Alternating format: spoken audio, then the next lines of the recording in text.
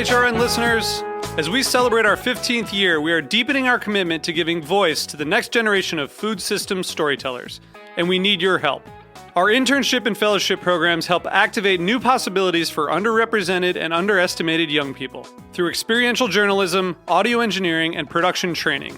Through these unique programs, HRN helps food equity stewards build essential workforce readiness skills that expand their potential and foster economic mobility.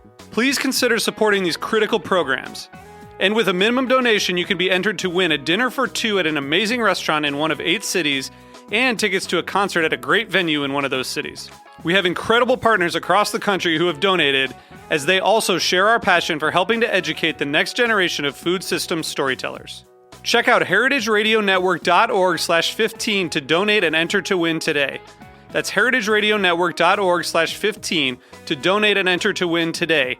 And make sure you donate before March 31st. Thank you. Today's program is brought to you by Consider Bardwell Farm in Vermont, a producer of award-winning handmade cheese from goat and cow milk. For more information, visit considerbardwellfarm.com.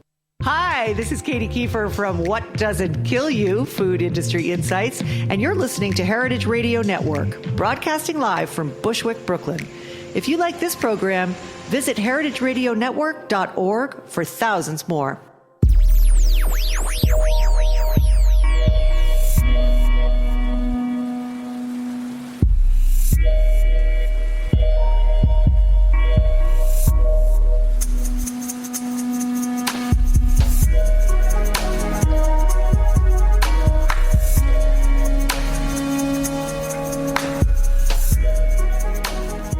Hey everybody, and welcome to the Farm Report, where we talk about the nitty-gritty of agriculture and food production each week. I'm your host, Holli Cederholm, broadcasting live from the Heritage Radio Network in Bushwick, Brooklyn. Today, I'm excited to have Lindsey Lusher Shute calling into the studio. Lindsey is a co-founder and the executive director of the National Young Farmers Coalition. NYFC represents, mobilizes, and engages young farmers to ensure their success by supporting practices and policies that will help them now and in the future.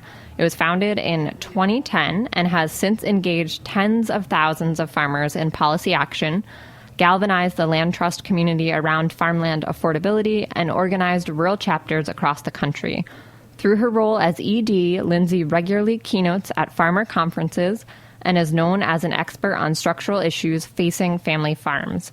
In 2014, she was named a Champion of Change by the White House. She is also a young farmer. Along with her husband, Ben Shute, she operates Hearty Roots Community Farm on 70 acres in Claremont, New York. Lindsey, welcome to the Farm Report. Hi, thanks for having me on. So I'm very excited to have you on the show today to address some of the largest barriers facing our nation's future farmers. One significant obstacle facing youth in general is the burden of student loan debt. And then this becomes especially crippling when added to the capital investment that a farm requires to get it off the ground.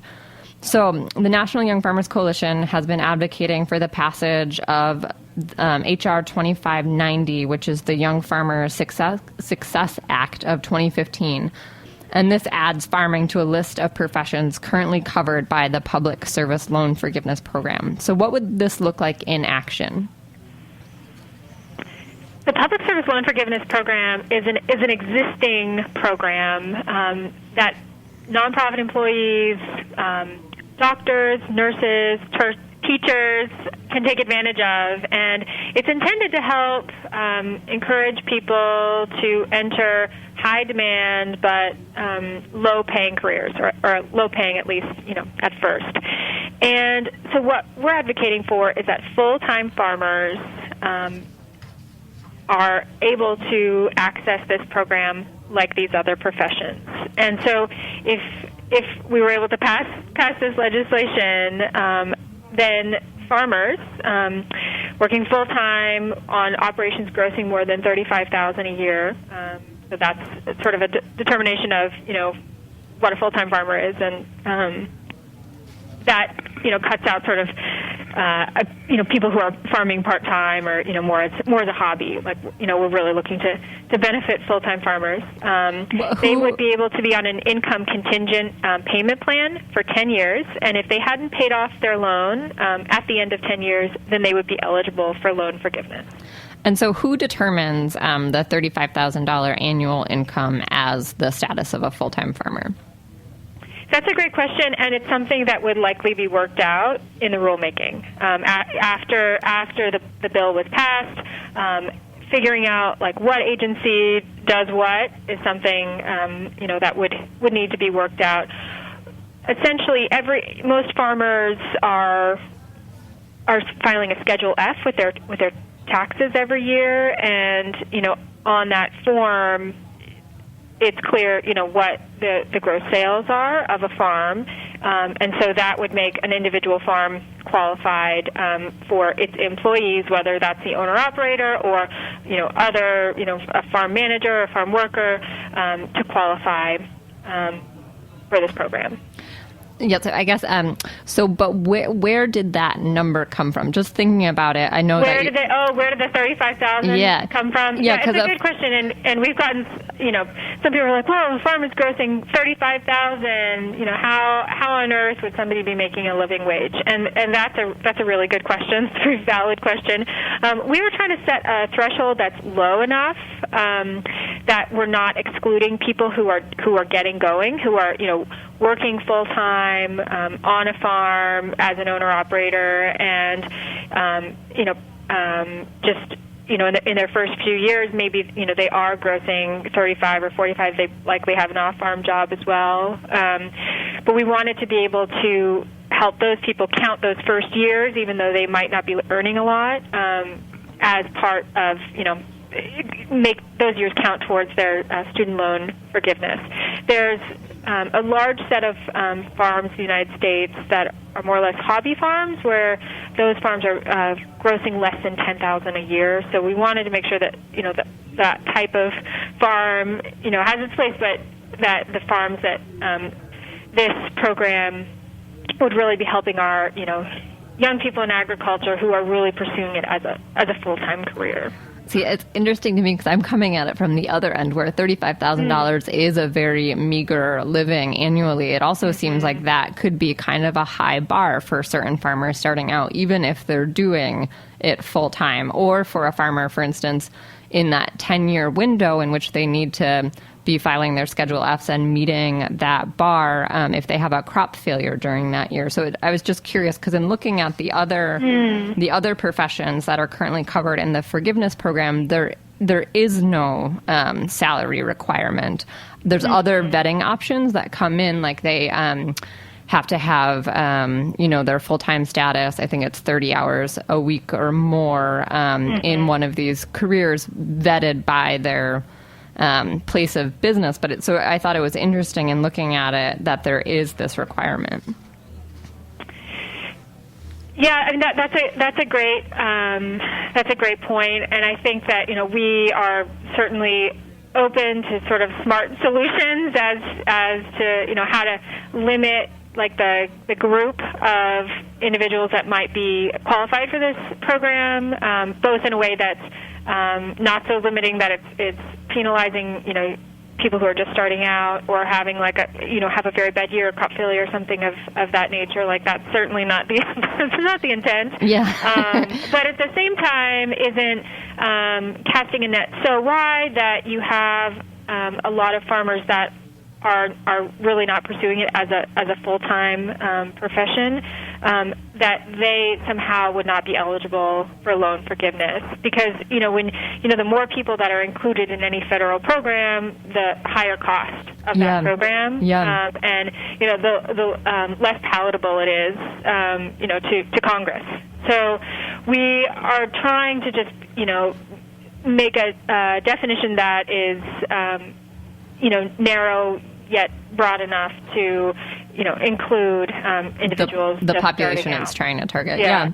But So, crop failure, that's a great example of something that we haven't necessarily worked out, but depending on the agency that's administering this program. If it was USDA, for instance, maybe there's something in the event of crop failure that could be filed to say, this is what happened in this year, and there would be some verification process of some sort. But it's a starting place, and most we looked at our just the general USDA statistics on farm sales, and thinking about our membership, and just talking to people, and 35,000 just seemed like as a gross number for gross sales.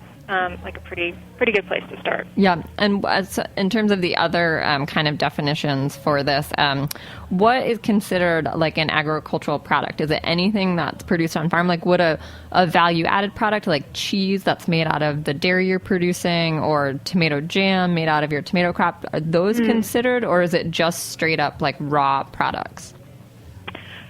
No, it could be any farm sales. So anything that you as a farmer are selling off of your farm, whether it's a raw, if it's carrots or it's pickled carrots, all of that counts towards your farm sales for the year. So if you were a dairy and selling ice cream, that would still be counted towards your farm sales. Yeah. If you're doing strictly value added, like produce, products rather, you were, an ice cream maker and not a dairy farmer, I don't think you would be included in the current definition of the program. But if you were a dairy farmer and also, selling ice cream from your farm stand, that would all be, included towards, your sales. Great. So in terms of, you said 10 years is the time that, under the current definition of the Public Service Loan Forgiveness Program, you have to be enrolled in this, and then you're eligible for your loan forgiven. Because it's an income-based program, it's like they calculate based on some metric, based on where you live and all of these other factors, I'm guessing.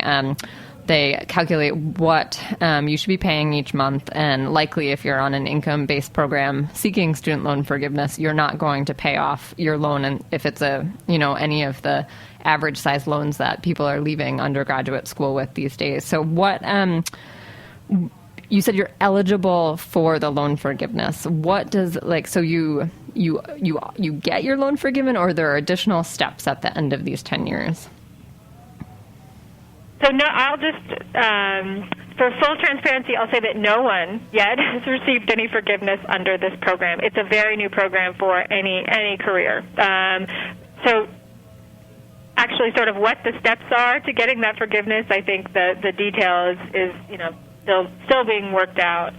But the idea is, yes, after you've worked 10 years and have made on-time income-based payments for that entire 10-year period, then you would likely have to, fill out some paperwork, and then would receive, forgiveness, or the federal government would then be, paying your loan servicer, which I think is, in the case of the Public Service Loan Forgiveness Program, you actually have to move your loans to the federal government as your servicer, that the loans at that point would be forgiven. Okay. I think it's 2017, I think, was saying that it might be when the first group of people enrolled in this program will be eligible. But so this is great. I mean, I'm very excited about this, and I'm excited that the details are getting hashed out. And so we've got the Young Farmer Success Act, which was introduced at the House last summer, I believe. So what is the timeline for this particular potential broadening of the forgiveness program to farmers? Right. Well, so we introduced the bill in the House early summer of last year, and we have bipartisan support in the House, which is great. It also needs to be introduced in the Senate. We are working on getting Senate sponsors at this time, so hopefully it'll be introduced there as well. But really, this bill is a marker bill, which means that it wouldn't be passed on its own. It would be passed as part of a larger package of legislation, and that is the Higher Education Act, which hopefully is going to be debated. And I mean, it's hard to say whether it will pass this year, but and it's an election year. It's fairly likely that it would be something that was really taken up in 2017 with the new administration. But nonetheless, the idea is that it's introduced, the ideas are out there, you have support from the committee, the Education Committee, the Agricultural Committee, and you're able to get this language inserted in the larger package of legislation. It's a similar strategy that we've used, for instance, with the Farm Bill. We introduced the Beginning Farmer and Rancher Opportunity Act. We actually ended up introducing it 2 times before the last Farm Bill, and some of the provisions from that were then incorporated into the larger Farm Bill. So that's the same model for the Young Farmer Success Act, and that we want this like small bit of language to be put in the bigger bill. Yeah. So in the meantime, it seems like there are some alternate, at least I've seen at least 2 alternate forgiveness models that are coming up, one in New York and one in Pennsylvania. Do you know anything about these? Well, actually, yes. I know a little bit about the New York State program. In fact, one of our farmers in our network and also our operations manager was able to take advantage of the New York State program. And the first round of that forgiveness was last year, in 2015. And that program is essentially available for young people who have gone to school in New York State and are farming in New York State. So she was eligible for that program. And so, unfortunately, there's if you've gone to school out of state, that's not going to work. Yeah. And the Pennsylvania program, I don't actually know the status of that. I think it was introduced at one point, and then it lost funding, and I don't know that it's currently active at this point. Yeah, it seemed like in looking briefly over the New York program, it seemed really great for, like you said, New York students who are residents of New York and who plan to be in New York. The interesting thing that I saw is that it seems like they forgive a portion of your loan each year that you're enrolled in the program, with sort of like this 5-year expectancy of forgiveness, with a cap of like $10,000 per year to be a full allotment of $50,000 towards your loans, which seems I really there are pros and cons, I think, to all things, but that seemed really interesting that like you could commit to farming for a year and see your and you're not getting like crop failure or other things that could happen over this 10-year period that the other loan program is requiring. So I thought it was interesting to see these different models taking place. Yes, I mean the New York State model, for the farmer that I was talking about, it's worked great. I mean, her loans are forgiven. She doesn't have to worry about student debt. Whereas the federal sort of remedy that we're promoting to add farmers to the Public Service Loan Forgiveness Program, those farmers are still going to be paying their loans for 10 years, which is it's income based. So assuming that it would be a manageable amount to pay, but having a program like what's being introduced in New York State would be a lot more expensive on the federal level, of course. So yeah, that was one of the cons that I was noting, is that it seemed like it's almost the language seemed almost first come first serve, and I don't know a lot about it, but it's just like we offer this, but it's pending applicants and the applicant pool, and it's almost too good to be true, except it is true for the people that take advantage of it in its early stages. So it's great to see that, and it's also how do we have a model that is that the federal government will actually pass. Yes, our goal is that we're able to to make paying back loans affordable for as many farmers as possible, and in states that are more progressive, like New York State, but also in Louisiana, all over the country, where there's a varying interest in this type of policy, as well as just like public resources to pay for them. So we're going the federal route, just because it seems, that is clearly like the most scalable, and there's also, already a precedent out there for these other careers. So you mentioned using the example of the New York program. You have to be a New York resident. In terms of the federal push in the Young Farmer Success Act, are there certain loans that are are certain loans eligible for this, or is it all student loans, or how does that work? My understanding of the Public Service Loan Forgiveness Program is that it does not cover private loans that you may have taken out during school. So I'm actually eligible for this program because I am a farmer, but I'm also working full-time at the National Young Farmers Coalition. So I've gone ahead and enrolled myself in this Public Service Loan Forgiveness Program, and I know I took out PLUS loans, and so I could include those in the program. But I know that there are other types of loans that people get when they're in school, and those loans, it's my understanding, are not included in the scope of that program at this time. Yeah. But I don't know as much about that, just because I haven't looked into it specifically. Yeah.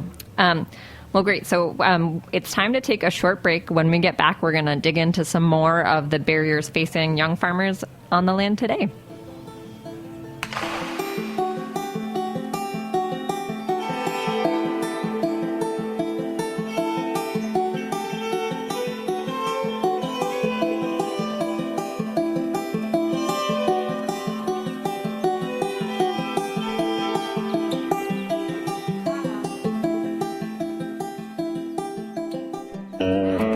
Today's program has been brought to you by Consider Bardwell Farm.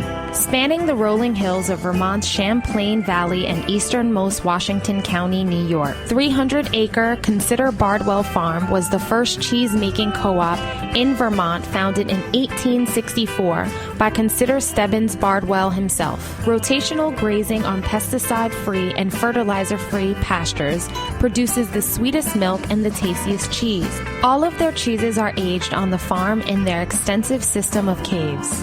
Consider Bardwell Farm is also a big supporter of Heritage Foods USA's No Goat Left Behind program. No Goat Left Behind is a serious effort launched in 2011 by Heritage Foods USA, designed to introduce goat meat to American diners and provide a sustainable end market for dairy animals. For more information, please visit www.considerbardwellfarm.com. You've tuned into the Farm Report. Today we have Lindsey Shute from the National Young Farmers Coalition on the line, and we're discussing some of the biggest barriers facing young farmers today. Before the break, I said facing farmers on the land today, but one of the biggest challenges is land and land access. So what options do new farmers have for land tenure, and what are some of the inherent challenges?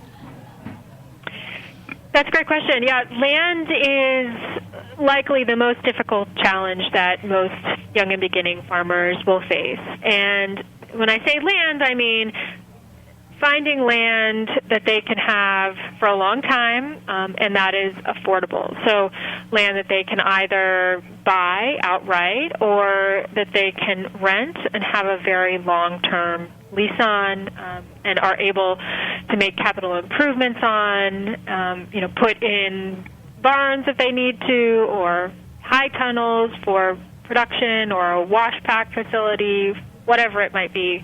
Build up their soil. I'm sorry, what did you say, Holly? Build up their soil. Build up their soil, exactly. Having a place to, conduct business and have that place be affordable and secure is a major challenge.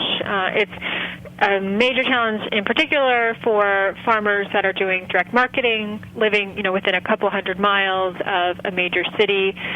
The land is very, very expensive, because there is pressure from non-farmers and the like, purchasing farms and outbidding an average farmer. So the way that we're seeing our farmers find land, many of them are renting land to begin with, which is not a bad thing to do. It's a great way for people to learn about farming if they haven't farmed in the past, to get their businesses going, to test out. Sometimes, people grow vegetables to begin with, but then they decide they really love flower farming or livestock or whatever. So, give some flexibility and some, opportunity for change.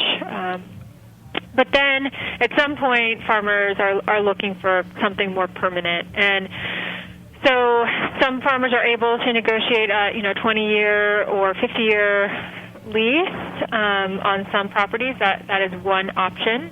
It is quite difficult, however, to find a landowner willing to give a lease for that amount of time. Yeah. Some farmers are going out and buying land, figuring out how to do that. There are a variety of options for making that land more affordable. One of the options that Young Farmers Coalition talks a lot about is partnering with the land trust to put a conservation easement on that property at the same time, which reduces the value of the land. It also permanently protects the land from development, which is a good thing for farmers at least.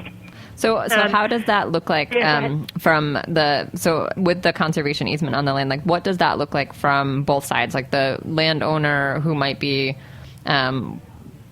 currently holding it, and then the future, hopefully, farmer that's going to get it. Like, what are the pieces of that?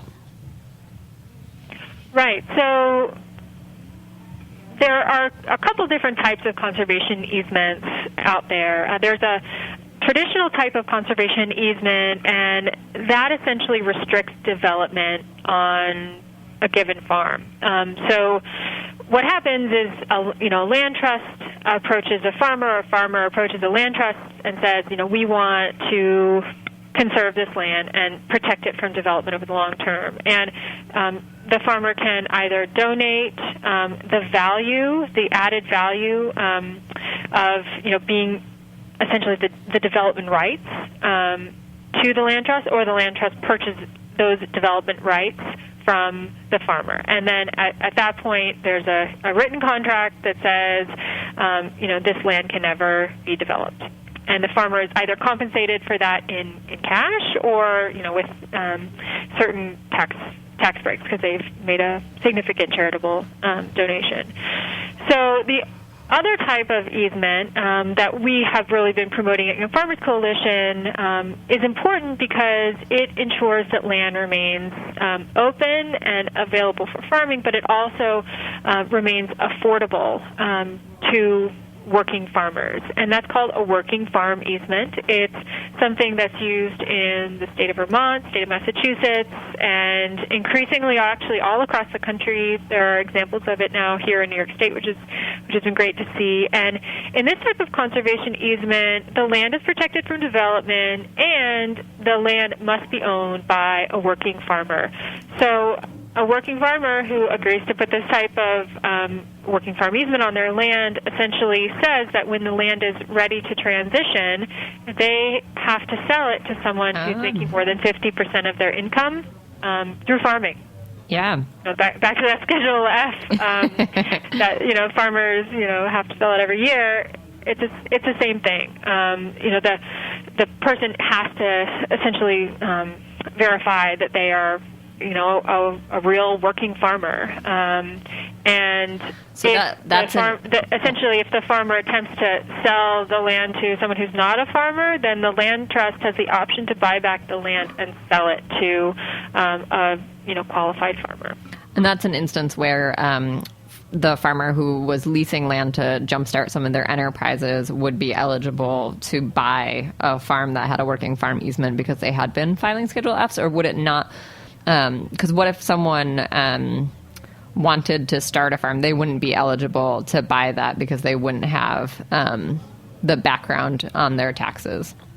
Yes, you don't have to be an independent operator or owner-operator to qualify. You could be working on somebody else's farm and still be making a significant portion of your income in farming. That's really sort of the only thing that matters. It doesn't matter if your name is on the Schedule or not. It's just that you have to have been farming for a certain amount of time and intend to farm this property. And the land trust has the option to review the qualifications of the person who the buyer, the new buyer of the land, to ensure that they will be really farming this land, as was intended by the original easement. Yeah, and so who are some of the partners that you've been working with on negotiating more of these conservation easements, or just where? Tell me more. Sure, yeah. So we did a survey in 2012. We released it and put out a report called Conservation 2.0, Farmland Conservation 2.0, and this was all about how a traditional conservation easement doesn't go far enough, and we're seeing, land that was conserved with public money that is essentially being purchased by non-farmers and then not really kept in production. And people are contributing to land trusts, and they're paying tax dollars in support of programs that are supposed to protect farms and farmland and active farms. Like that's what everyone wants to see. Everyone wants food, and everyone wants vital and vibrant local economies, which is farm support. So we were basically saying in that report that traditional conservation isn't going far enough, and we found from our survey of about 200 land trusts that about a quarter of them had seen protected land go out of production because it was purchased by a non-farmer. So this working farm easement really tackles that issue specifically. But at that time, very, very few land trusts nationally were using these types of conservation easements. So what we've done is a couple of things. We have both worked to ensure that there's federal money available for these types of conservation easements across the board. And we have also been holding professional development trainings for land trusts all across the country to teach them how to use these working farm easements. They're new. There's, each state has different rules that you have to follow, and so we've been working with land trusts, really on a national level to help more of them put these types of easements in place. Next week, I'm actually going to be traveling to western Colorado. We're going to be having a training there with about 10 land trusts that are going to be in attendance. We had a training in California last year in Sacramento. We had a training before that in Providence, Rhode Island. So there's growing interest across the country in this type of conservation easement because land trusts are concerned about what they're seeing, and they're also looking at the bigger problem in agriculture of so much land about to transition, and I think they really want to be a part of making sure that land is transitioning to working farmers. Here in New York State, we are actually on our farm right now working with Scenic Hudson as well as Equity Trust on putting this type of conservation easement on our own farm to make sure that, all the work we're putting into making sure, this is a working farm here at Hardy Roots Community Farm, our farm, that will be passed down to, other generations of working farmers. That's the goal. So, that's really great. Right in the Hudson Valley, it's Scenic Hudson, Columbia Land Conservancy is working on some of these, Agricultural Stewardship Association, and all of those groups are also partnering with Equity Trust specifically on making the easements just right and in compliance with New York State law. In terms of the working farm easement, I'm just thinking of I don't know if you do you have children that you hope to transfer your farm to someday?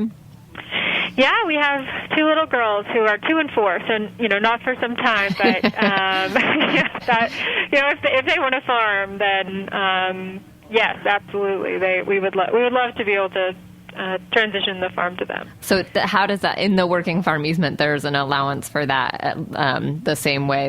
As long as they're going to work the farm, it allows for that kind of family transfer. Right. Honestly, it depends on who's writing the easement. Sometimes it does, and sometimes it doesn't. So you're right. Sometimes a family member is considered a qualified buyer of the land or owner of the land, and sometimes that is not part of the working farm easement. They also have to demonstrate that they will work the land. Yeah. So it just depends both on the land trust writing it and the farmer who signs it. If they want their family member to be in there and that to be a qualified transfer, then they write it into it. Request that. Yeah. Oh, great. So that's interesting. I haven't heard about these working farm easements, and I'm excited to learn more. So thanks for digging into that a little bit. One other thing, just transitioning a little bit, I want to highlight another report that the National Young Farmers Coalition has just put out. So in tangent with access to land in some areas of the country, access to water on top of access to land is a huge barrier. So there in the West, there's a lot of attention coming down to water scarcity for farmers. And like I've said, you've just issued a new report highlighting these challenges, and I was hoping that you could give us an overview. Sure. Well, it's interesting. When National Young Farmers Coalition got started, we were coming from things from a very, northeast, eastern perspective where, water is falling from the sky. Scarce, and, actually, as we've seen with, several extreme weather events, flooding can be a much greater challenge, than lack of water. But in the Southwest, in the arid West, and certainly, in a time of drought, water is a major concern for young people in agriculture. So, after working with our Western members, we decided that water was something that we, like we're engaging with land as a key issue. Water was something that we wanted to engage on as well. So we have an office based in Durango, Colorado, and our program lead there, Kate Greenberg, traveled all across the arid Southwest, surveying farmers, community members about water, and how people are using water and their conservation measures, and also just their top agricultural concerns. And actually, among the concerns, like ag concerns, including, access to capital, access to land, water emerged as, number one, among their concerns. Actually, climate change also was a top concern, which was really interesting to us because that's not something that we had really talked to our farmer constituency about before. But, of course, it's on all of our minds, but it was interesting that was such a priority. And we also found that most of our young people that we surveyed are already using really good conservation practices. And what are some of the conservation? About 94% of them. So, that's something like drip irrigation as opposed to flood irrigation. So there's some technical fixes that help to conserve water, but actually the most popular way to conserve water is building soil and taking care of the soil, and being able to hold more water in the soil as opposed to just conserving the water, making sure that the soil is doing its part as well. So that survey is then going to be used for our work on the Farm Bill and our work, across the West to essentially, talk to lawmakers about why it's so important to lift up the next generation of young farmers in the West that, are already, using great conservation practices that we want all farmers to use. But, those farmers are, facing the same challenges that we are out east with land access and access to capital and all the rest. But then they have this, additional, concern of access to water. We also found that the federal programs, like the conservation programs that are supposed to be helping those farmers that, can provide capital there with cost share are not reaching many of the young farmers in the West. So that's something that we're going to be looking into a lot more. So just to back up for a minute, for those of us with the Northeast perspective who are used to the rain falling from the sky and having maybe farm ponds, so water rights are like a thing out West. Like you have, prioritized access to water. So what does that, can you maybe speak a little bit about that so we can picture it? Like I'm used to farming in the Northeast, and a lot of our listeners might be too. So what does that actually look like in terms of, how you get access to water and some of the challenges to just getting the water? Right. Well, I maybe in another program, you should have Kate Greenberg on, who's our Western Program Director, she can, talk at length on water law, which is actually one of the things in the survey that we found out that even the farmers in the West don't fully understand it. And there's just a lot of misperceptions about, how water is used, and water rights and all the rest, and that adds to confusion, and that actually adds to a lot of water being wasted. So I am definitely not an expert on this, but essentially, we use wells and surface water on our farm. In the West, of course, some people do have groundwater that they have access to. But not everyone, and of course, we hear a lot of stories about in California how that, groundwater levels are dropping lower and lower, and so fewer farmers have access to, that type of water for irrigation purposes. But many farmers irrigate off of ditches in the West, and those ditches are diverted from, tributaries of often the Colorado River. The Colorado River basin is where many of our tractors and our farmers are located, and so there is someone who's in charge of the ditch, essentially a company, and they're individual managers, and they turn on the water essentially at a certain point in the year. So often you won't have water until such and such day, and then you'll receive your water. And there's a certain amount of water that you are allowed to have on your farm, and that's what you have the right to, or people pay for rights from other people, and that type of sort of trading also goes on.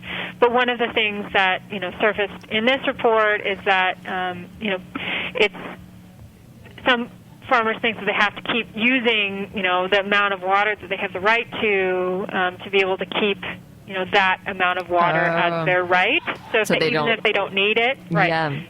So that's like one of the things that farmers don't fully understand, and we're trying also to see if more education or even if policy change at some point would be practical or possible or whatnot. We're trying to see like how we can engage on that end of things, but really just helping farmers who are in the situation, who have limited access to water, be able to use conservation practices that make their farms economically viable as well.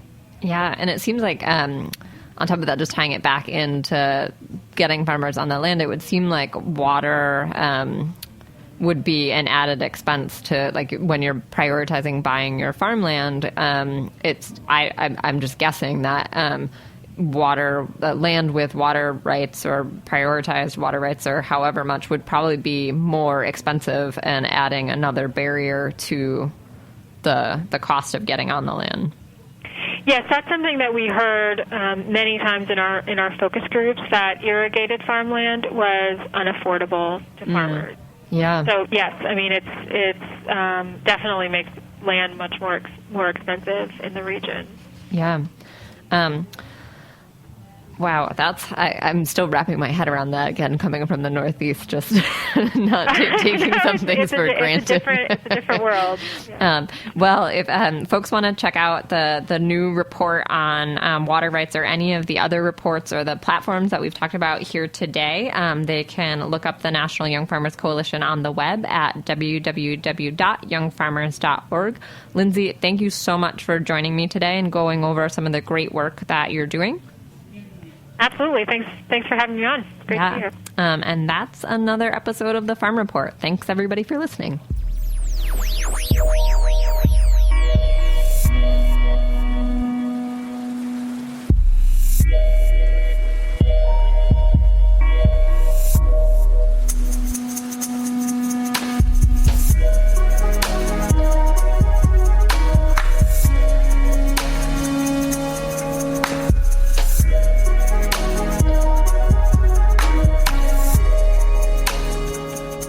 Thanks for listening to this program on heritageradionetwork.org.